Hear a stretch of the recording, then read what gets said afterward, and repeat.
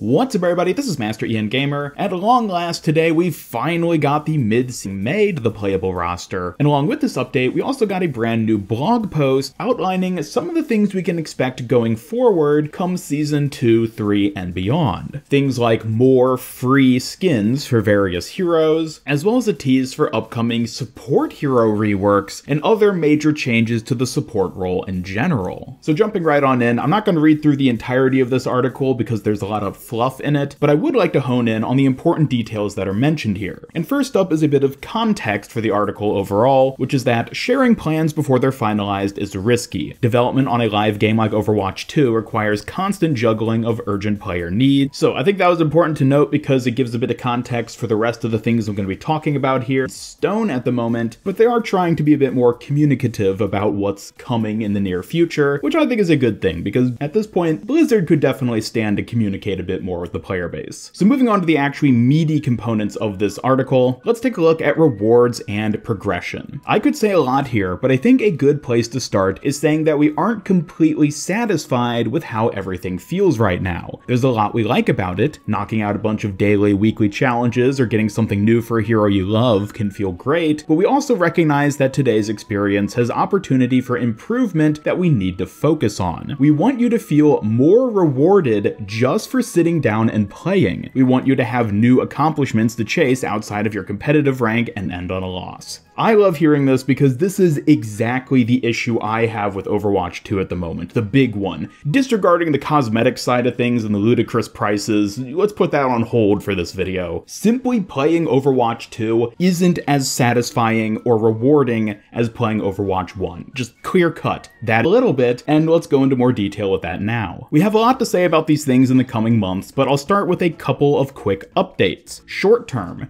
in Season 2, we're changing up our rewards a bit so that each event has a skin you can earn by past changes, more interesting changes to pursue, and more exciting play-focused progression systems for all of you to dig into. We'll be able to talk about some of these changes soon. There is the fact that they've outright said there will be upcoming skins and future events that you can earn just by playing.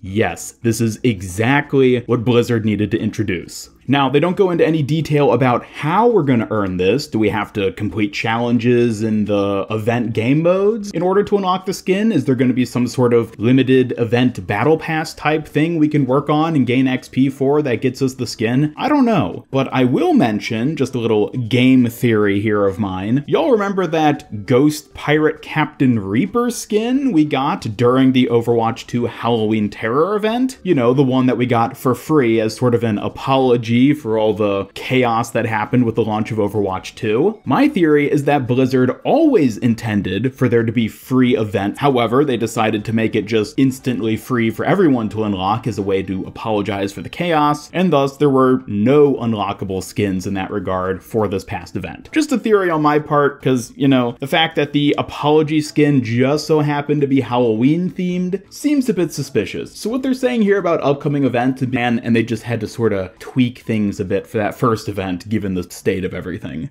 However, looking at the long-term side of things, the fact that they are planning to mix up the battle pass with some various changes is really good to hear as well, especially when they say they're looking to add more exciting play-focused progression systems. That is a big one for me to hone in on. As I've talked about before, the battle pass itself is not sufficient as a form of progression. If you're into competitive, then sure, I guess the leveling up of rank, there's really nothing to work on. So I'm glad to hear they're at least looking into new things they can add in that regard, but it does seem like it's going to be quite a ways off, with Season 3 at the earliest being when we can expect these changes to come about. Moving on to the next topic discussed in this article though, queue times. With the move to 5v5, we're seeing longer queue times than we'd like for both tank and damage players, and while there's no silver bullet for this issue, the team has a lot of ideas that we want to experiment with in the upcoming seasons. Many of these ideas are focused on the support role and how we can make it more fun and more rewarding to play. We're discussing targeted support hero reworks, game system updates, and even some role-wide changes changes to improve support quality of life. As we settle on specific changes, we'll make sure you know about them. In short term, we've made queue time estimates more accurate in the UI, support queues are less than 1 minute in most cases, and we're going to experiment with our Battle Pass XP rewards for those who queue as support in all roles. This is very exciting to hear. Not only are they going to address the fact that nobody likes playing support, and it's basically guaranteed that you're going to get support if you flex and role queue, but they even tease some potential support hero reworks coming in the future. Now, Blizzard has already talked a fair bit about reworking characters like Moira and Brigitte. Moira had that experimental rework back during the Overwatch 2 beta where she had the sort of necrotic orb instead of the damage orb, but time and time again talked about the idea of reworking her ultimate specifically, given that it's kind of lackluster and boring in Overwatch 2 since it doesn't give you armor anymore. So I wouldn't be surprised to see those two heroes in particular get some sort of notable changes going forward, and also the fact that they mention role-wide changes to improve support quality of life. That's a really interesting one to me. Does that mean giving them some sort of new role passive, some other sort of across-the-board buffs or changes or something along those lines? I don't know. I'm really curious to see what they end up doing in that regard, and I'd love to hear your ideas for what they might end up changing in the comments down below. Moving on though to competitive, this is a topic which personally I don't really play competitive, but I know this is going to be important stuff for a lot of you out there. We recognize that there are aspects of the experience that we need to improve. The team is full of folks who live and breathe comp, so making this mode feel dynamic and fair is a high priority. We've been making some adjustments to the matchmaking system, and in this week's patch, we implemented some changes that should help the system in-game. You can expect the effects to be more noticeable at the start of Season 2. The competitive system is more than just matchmaking though, and we've heard your feedback about unexpected rank changes, rate of feedback, and more. This is a topic that we can't do justice with a paragraph or two, so changes coming down the line, and there's probably going to be another blog post in the not too distant future talking about it. So for you comp players out there, I'm sure that's exciting. And the last major thing to touch on here is hero balance. Multiple heroes saw balance changes and adjustments in the patch earlier this week. Notably, Genji and D.Va are a bit less deadly, Zarya is less shieldy, and Sombra is less hacky. We feel the changes in this patch are good for the current state of the game, but we're already planning ahead for more changes at the beginning of Season 2. We'll be talking more about those Season 2 changes, including some for your favorite cybernetically enhanced Canadian, soon, but we want basically they're saying stuff we already knew. We knew there were going to be Season 2 Sojourn changes coming, and it's nice to know they're at least aware of the big issues when it comes to hero balance at the moment. Would have been nice if they'd given us a bit more concrete detail though regarding what sort. So I guess we'll wait and see. And that wraps up this blog post corresponding with the mid-season 1 balance patch, which is more of an end-of-season balance patch at this point, if we're all being honest, since it's been delayed multiple times. But anyways, let me know your thoughts in the comments down below on anything I talked about here today. What are your ideas for potentially improving gameplay experience when it comes to forms of progression outside of just competitive rank and the battle pass? As always, thank you so much for watching, and be sure to subscribe, follow me on Twitter, hit up that bell icon, and come join my Discord server to hang out and never miss any of my future Overwatch 2 content. Special thanks to my YouTube channel members who help make these videos possible, and if you'd like to join them to earn some cool rewards, then just hit that join button down below. Otherwise, this is Master Ian Gamer signing off, and until next time, have a great day.